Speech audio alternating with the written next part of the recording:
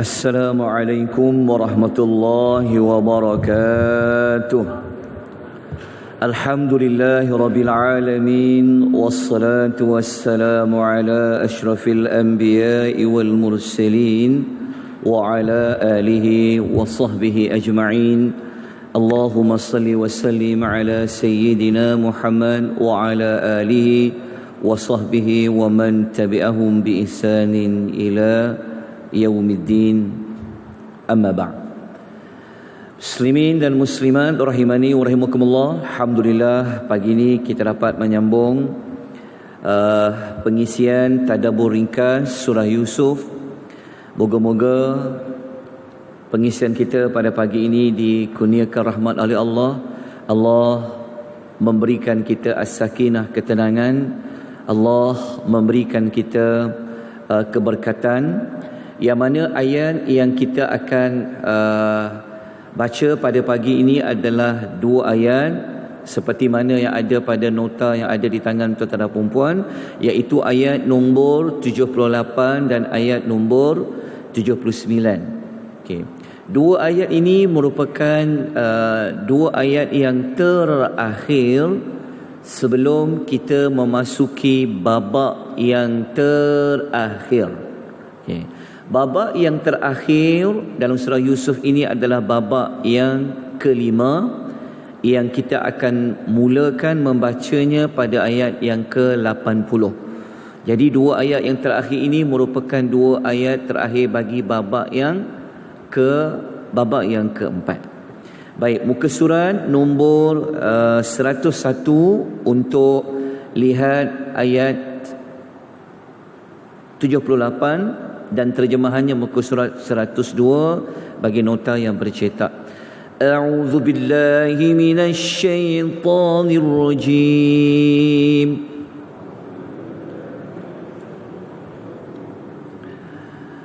Qalu ya ayyuhal aziz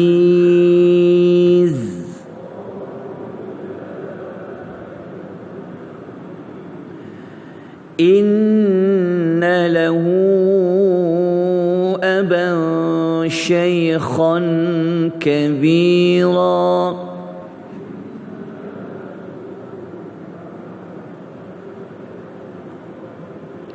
fakhudh ahadana makanah inna naraka minal muhsinin.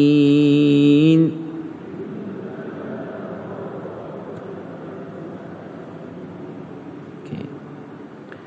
Terjemahan ayat, mereka pun merayu dengan berkata.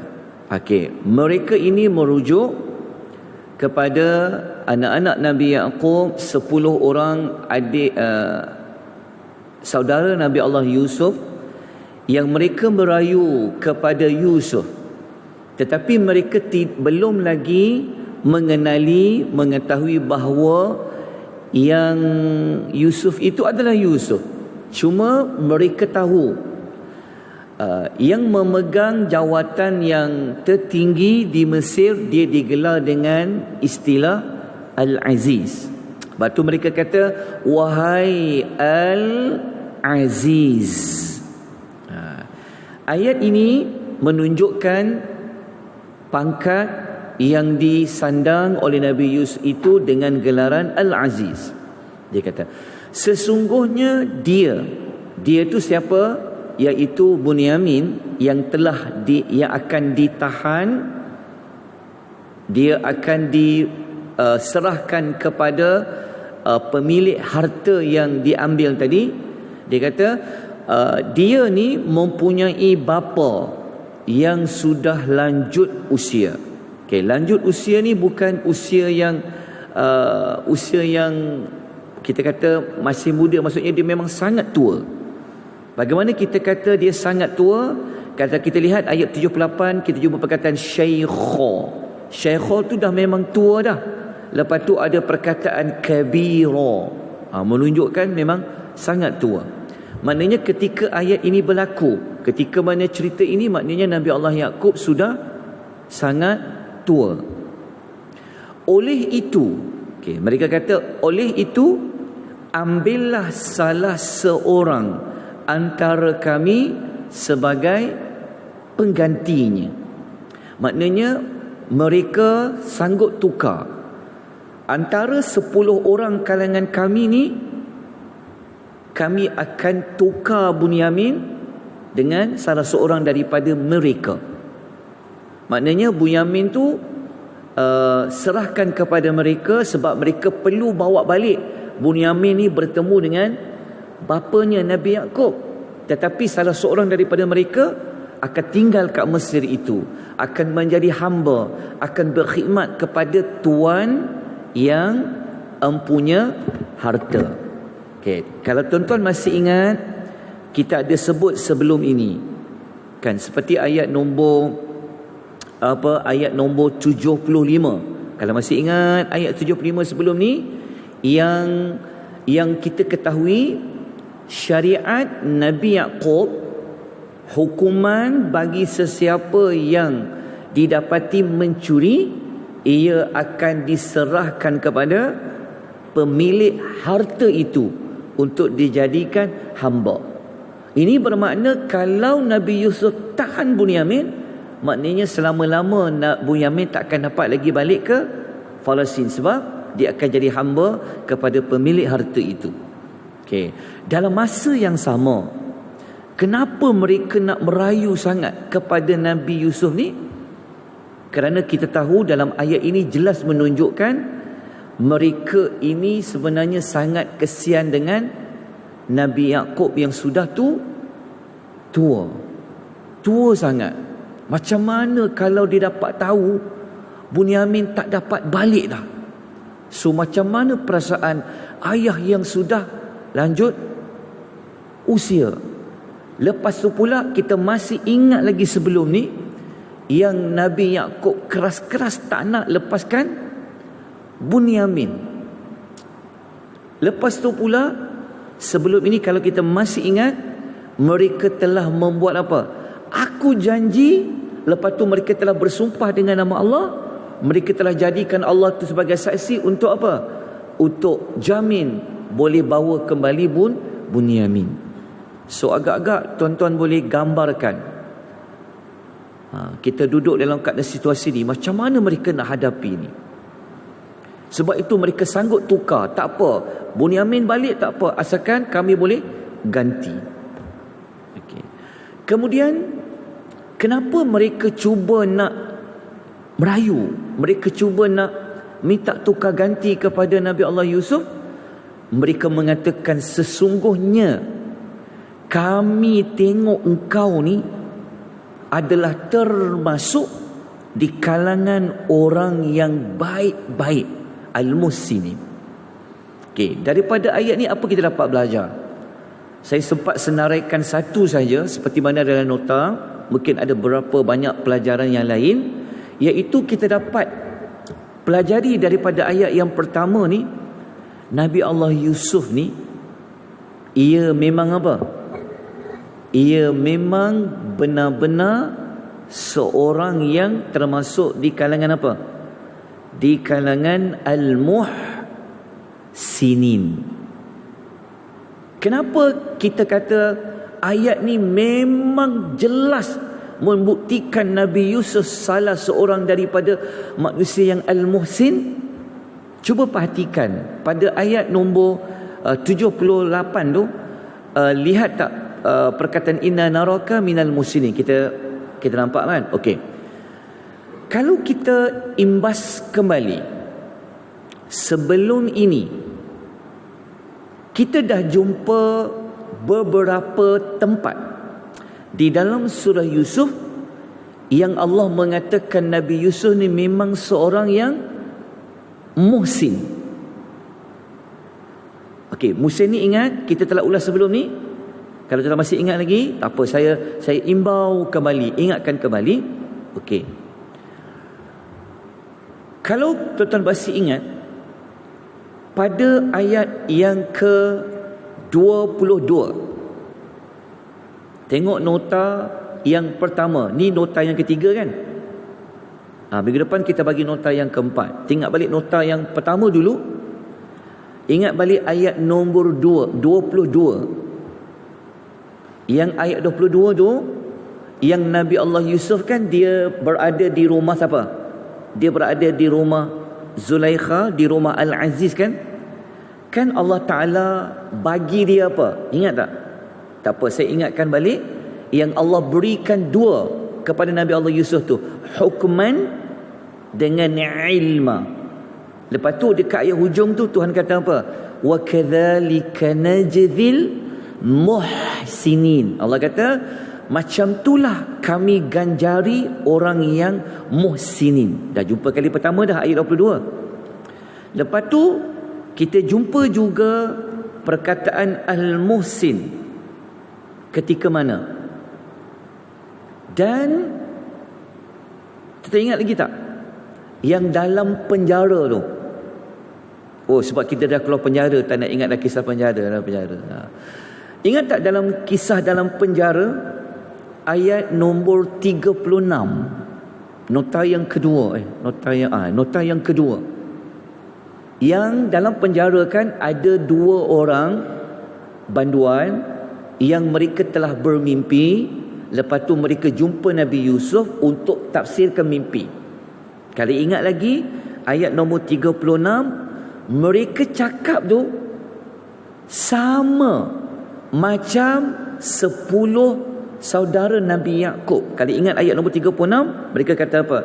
Inna naraka minal muhsinin. Sama macam ayat nombor 78. Inna naraka minal muhsinin. Nanti tengok balik ayat nombor 36.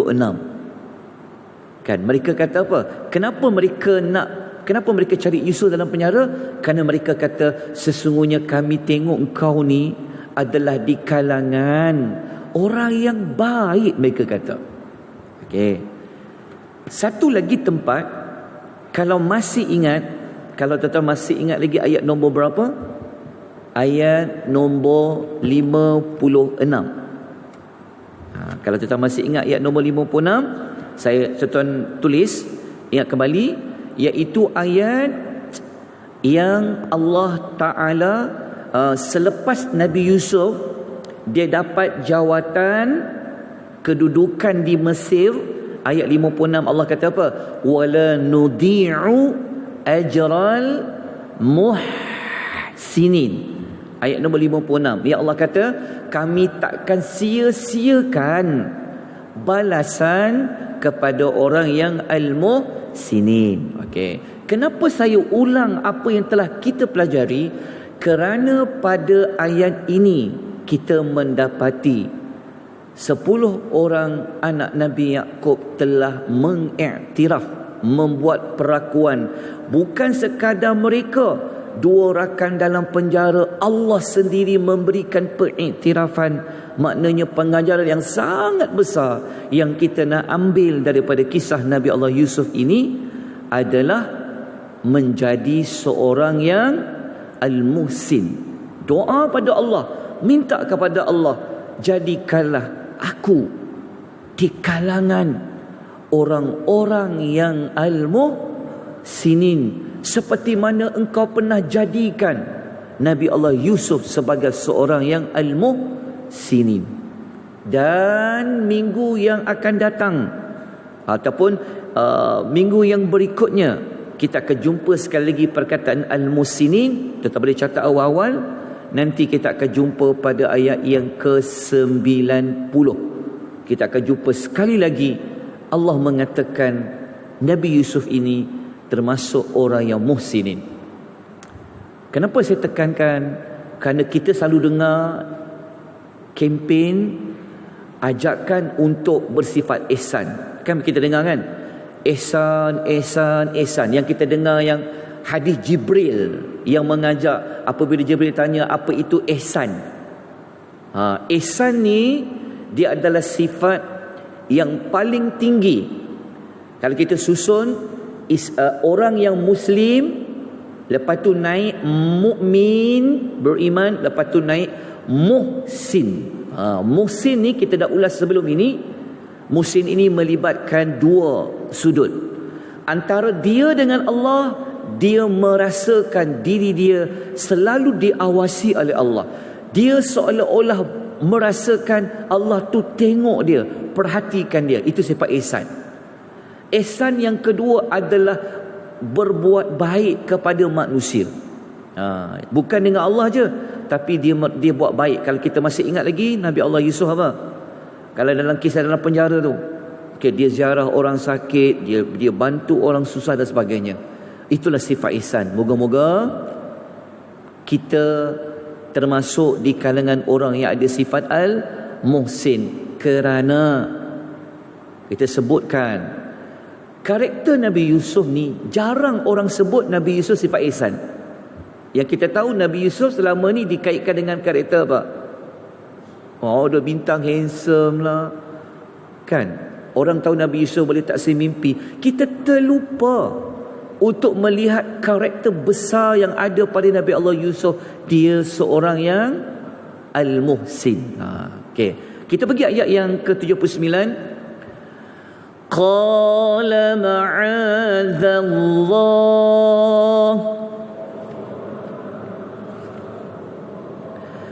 an na'khudha illa man wajadna mata'ana 'indah.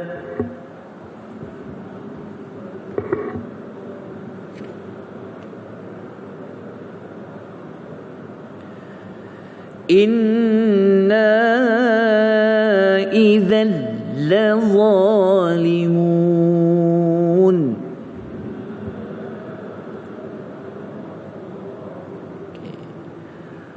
Apakah jawapan balas Nabi Allah Yusuf terhadap rayuan 10 saudaranya? Dalam masa yang sama, Nabi Yusuf tahu bapaknya sudah tua Yakub tu. Adakah Nabi Allah Yusuf dia merasa simpati? Dia iaitu Yusuf berkata, kami berlindung kepada Allah. Ma'adzallah, kami berlindung kepada Allah daripada menahan sesiapa pun kecuali orang yang kami dapati barang kami dalam simpanannya. Okey, perhatikan ayat ini baik-baik. Ayat ini Nabi Allah Yusuf kata Bunyamin tu mencuri ke tak mencuri? Kalau kita tengok ayat ni, Nabi Allah Yusuf dia tak cakap Bunyamin tu mencuri. Ayat ni dia panggil ayat yang sangat halus bahasanya. Dia kata apa? Dia tak kata, Nabi Yusuf dia tak kata kami hanya tahan sesiapa yang kami dapati mencuri. Dia tak cakap macam tu. Dia cakap kami hanya tahan sesiapa yang kami dapati barang kami ada pada simpanannya. Sebab apa tuan-tuan? Kerana kita tak jumpa pun satu perkataan yang kata Nabi Allah Bunyamin itu yang mencuri. Yang kata Bunyamin mencuri, bukan kata Bunyamin mencuri. Anak buah Nabi Yusuf kan, mereka kata, "Hei kafilah, korang ni orang yang mencuri ke?" Kita tak jumpa pun ayat sebelum ni yang mengatakan secara jelas Nabi Allah Yusuf tuduh Bunyamin mencuri. Tapi Nabi Yusuf kata apa? Dalam bahasanya, dia takkan tahan orang yang tak bersalah lah. Dia takkan tahan orang yang barang raja tu, alat sukatan tu, melainkan orang yang betul-betul ada barang tu. Baik, tuan-tuan, Nabi Allah Yusuf dia kata apa? Sesungguhnya jika kami tahan orang lain, nescaya kami benar-benar termasuk di kalangan orang yang zalim. Walaupun mereka offer, tukarlah orang lain, jangan Bunyamin. Nabi Allah Yusuf berpegang kepada peraturan ikut syariat Nabi Yaqub, sesiapa yang didapati barang orang lain ada pada dia, dia kena jadi hamba. Dia takkan dapat lepas. So Nabi Allah Yusuf pegang peraturan itu. Okey. Apa yang kita dapat belajar? Dua. Nombor satu, cuma pelajaran dekat itu hilang kan? Tak ada kan dekat nota tu kan? Saya pun tak pasti kenapa pengajaran tu boleh hilang kat situ. Okey. Tuan-tuan boleh catat ya. Sebab dalam nota tu tak ada muka surat 105 tu dia dekat pengajarannya, lepas tu hilang. Okey. Pelajaran pertama kita dapat belajar daripada ayat yang 79 ni, kenapa Nabi Allah Yusuf dia doa ma'adzallah, aku berlindung kepada Allah. Okey, tuan-tuan ingat tak? Sebelum ni Nabi Allah Yusuf dia ada ucap perkataan yang sama. Dia kata qala ma'adzallah. Dia pernah minta lindung kepada Allah tu. Ingat tak? Dalam kisah bila? Babak berapa? Tak apa, saya ingatkan balik. Ingat tak waktu isteri Al-Aziz tu telah apa? Telah tutup semua pintu. Kemudian perempuan itu merayu Nabi Allah Yusuf. Ingat lagi? Nabi Allah Yusuf dia memerlukan penjagaan, dia memerlukan pertolongan di saat-saat itu. Itu yang dia kata qala ma'azallah. Ayat nombor berapa? Ayat nombor 23. Nanti ulang balik tengok. Maka perkataan yang sama Nabi Allah Yusuf berkata kepada saudara-saudaranya. Dia kata aku berlindung kepada Allah daripada menunaikan permintaan kamu. Sebab kalau Nabi Allah Yusuf tunaikan permintaan, dia telah langgar undang-undang syariat Nabi Yaqub. Jadi Nabi Allah Yusuf minta tolong kepada Allah perlindungan daripada buat perbuatan yang zalim. Jadi kita pun kalau berhadapi dalam situasi yang nak dengar cakap orang ni ke nak ikut Allah ni, kalau kita berada dalam keadaan yang sangat genting, payah minta kepada Allah supaya kita tetap teguh pada hukum. Okey, yang kedua, kalau hukum orang yang tidak bersalah merupakan satu perbuatan zalim. Itulah pelajaran yang boleh kita ambil daripada ayat nombor 79. Dan apa lagi berlaku, kita sambung minggu hadapan insya-Allah. Dan saya usaha sedaya upaya dengan bantuan Allah untuk memberikan nota yang keempat yang terakhir sekali. Hari apa? Tak boleh janji. Nanti janji akan dituntut. Tapi insya-Allah minggu depan tu insya-Allah usaha akan dapat juga. Mungkin Jumaat depan ke, insya-Allah. Sebab Sabtu ni banyak sangat orang jemput. Kan? Sebab apa? Syawal akhir. So nak fikir nak buat nota ke nak memenuhi undangan. Sudah macam tu. Insya-Allah saya usaha. Baik, moga-moga kita dapat banyak manfaat, berkat dari Allah. Semakin hari semakin kita faham ayat Quran, kita mendapati kisah-kisah ini merupakan sebaik-baik kisah yang diceritakan oleh Allah Azza wa Jalla. Aqulu qawli hadza wa astaghfirullahal azim. Wabillahi taufiq wal hidayah. Wassalamu alaikum warahmatullahi wabarakatuh. Subhanakallahumma wa bihamdika asyhadu an la ilaha illa anta astaghfiruka wa atubu ilaik. العصر إذا الإنسان لفي